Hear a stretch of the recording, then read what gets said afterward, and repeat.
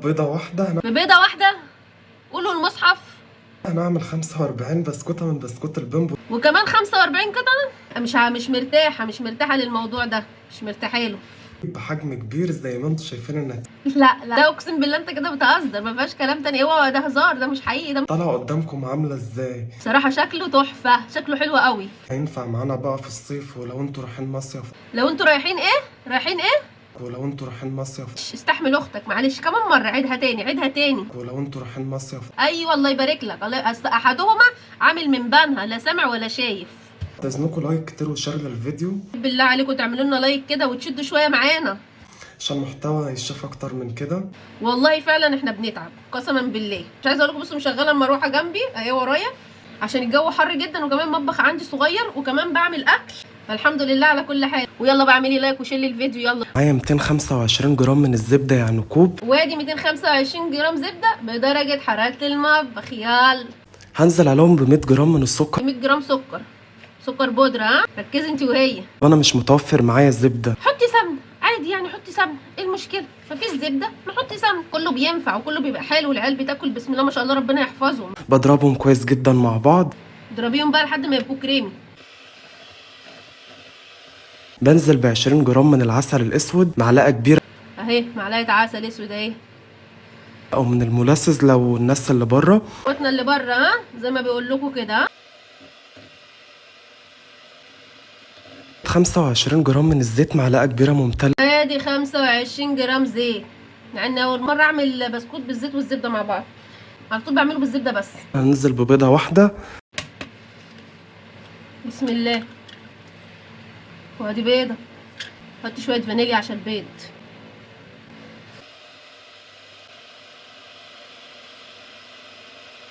بس القوام عامل زي الكريمه ازاي. ما توقفيش الضرب عليها غير لما توصل للقوام ده، تبقى كريميه كده. في المرحله الجايه معايا 400 جرام من الدقيق، اللي هم 3 كوبايات وربع. 3 كوبايات وربع، انا وزنتهم على الميزان بالظبط 3 كوبايات وربع. عليهم 2 جرام من البيكنج باودر ونص معلقه صغيره من الماء. 2 جرام اللي هو ازاي يعني 2 جرام دول؟ اجيبهم ازاي دول اصلا يعني؟ وادي نص معلقه بيكنج باودر، معلقه بتاعت الشاي اللي انت بتقلبي بيها الشاي. ها معلقه اكل. وادي رشه ملح. وببدا اقلبهم كويس جدا زي ما هنشوف كده مع بعض. ولمي بايدك بقى ما تقلبيش كتير، ها تغلي منك ليها. ده قوامها شايفه طريه، بسكوت المكنه بتاع العيد. وطبعا عشان الجو حر لازم ندخله التلاجة على الاقل خالص نص ساعه. طبعا انت عارفه لو اتحركتي من هنا هعمل فيكي ايه. خلاص حفظت هيتعمل فيكي ايه. يلا على بال ما اروح احطها في التلاجة واجي، ادخلي على صفحتي هتلاقي نجمه زي اللي عيال بياخدوها في الكراسه دي. ايوه هي دي، هتدوسي عليها هتقولك قولي الاراء، تكتبي رايك فيا بقى. ها تكتبي ام عمر دي حبيبتنا، ام عمر دي ما نستغناش عنها، ام عمر دي النور اللي في حياتنا. ها على الله تكتبي كومنت كده ولا كده هجيبك، انت عارفاني. حاج هنا مش عايزه اعلي صوتي، يقول لي انا بهددكم عشان تعملوا لي لايكات. ها رقبتي بقت قد كده منكم. حطي لايك بسرعه، حطي لايك واكتبي كومنت. دخلها التلاجة 10 دقايق واجيلكم. يلا تتحركي على السيليكون او كيس تلاجة زي ما انا عامل كده. كيس اهو ورشه دقيق، انت تؤمر. حطي عليها كيس تاني. بيقول لك ايه بقى؟ افرديها بس ما ترفعهاش قوي. بفردها يا جماعه بسمك 4 مللي على المسطره. ايه ودي اعملها ازاي بقى دي؟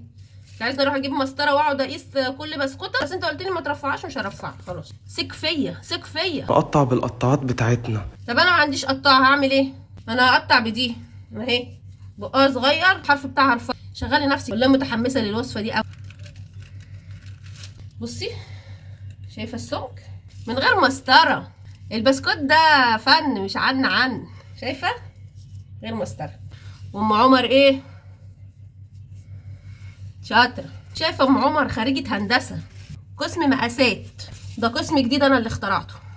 بنخلص بنرص على السجان. استنوني اخلص بقيه الكميه وارجع لكم. بسم الله ما شاء الله. عمل معايا الصاج ده وعمل معايا كمان الصاج ده، ولسه في حته ايه هتعمل صاج تاني.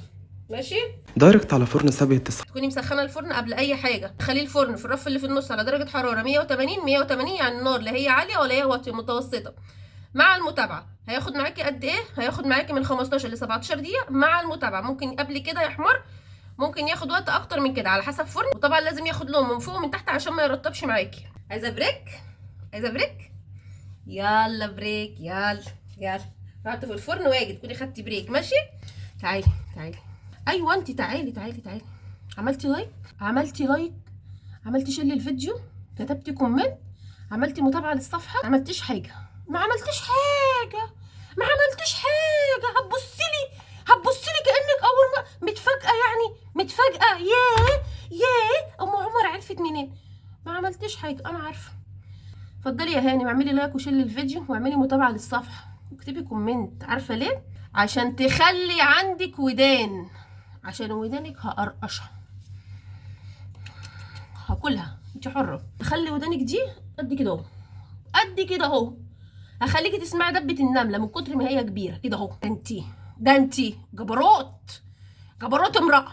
كومنت حلو، كومنت حلو. او الحاج بيشوف كل الكومنتات دي ويقول لي بصي بصي، كسفتوني كسفتوني. يطلع بالنتيجة دي. بص انا كنت متوقعه ان هو يعني حجمه هيزيد، يعني هيزيد هيوسع او هيعلى.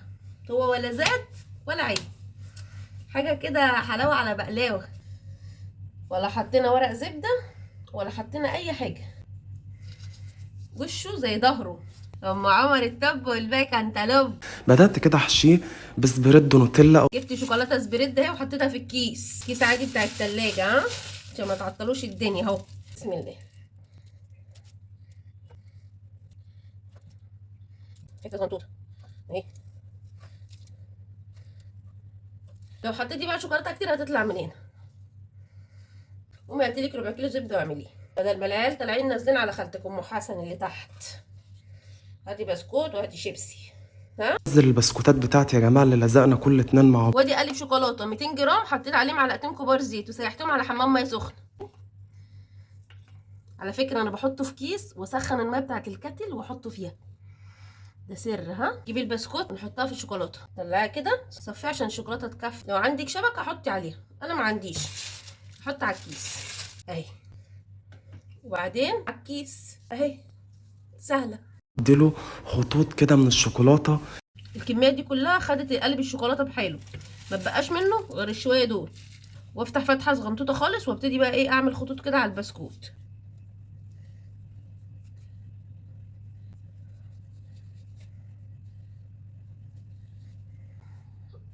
ارش شوكولاته، الكم ليه رأيتين يمسحها. تبارك الله. بصي شايفه، والكميه كبيره، يعني الكميه مش قليله، الكميه بصوا بسم الله ما شاء الله كتيره. وما خدش معايا لا وقت ولا مجهود. صراحه هو ما خدش وقت، لكن هي خطواته كتيره شويه. ويعني ولا غلط. اعمليه وعلى ضمانتي فعلا ولا كلمه. هدوق بقى عشان اقول لكم رايي بصراحه، مع ان هو شكله، بصوا شكله وريحته خطيره، اقسم بالله خطير، حلو جدا، حلو حلو. مقرمش ودايب مش محجر. والله العظيم تحطيه في بقك تلاقيه دايب. بصراحه حلو جدا، لازم تجربيه. وطبعا لو وصلتي معايا لحد هنا متنسيش تعملي لايك وشير للفيديو، تعملي متابعه للصفحه، وكمان تكتبي لي كومنت حلو كده تشجعيني بيه. كانت معاكم ام عمر.